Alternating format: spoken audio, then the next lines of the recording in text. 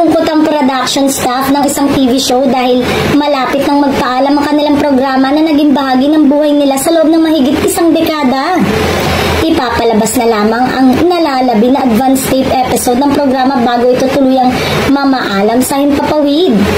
Ibinahagi ng production staff ang nararamdamang kalungkutan sa pamamagitan ng kanilang sad face emoji post sa mga social media pages nila. Normal lamang ang kalungkutang nararamdaman ng mga sangkot sa TV show dahil napamahal na ito sa kanila, pati na ang mga artistang bida ng programa.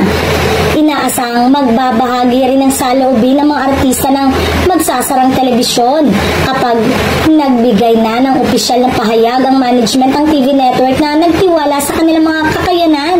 Nakilala sa naturang programa ang dalawang showbiz personality, kaya imposibleng hindi nila dinaramdam ang malungkot na balita, lalo pat mawawala sila sa regular show sa telebisyon. Napakalaki ng naging tulong ng programa sa dalawang showbiz personality dahil sa malawak na exposure at talent fee ng kanilang tinatamasa.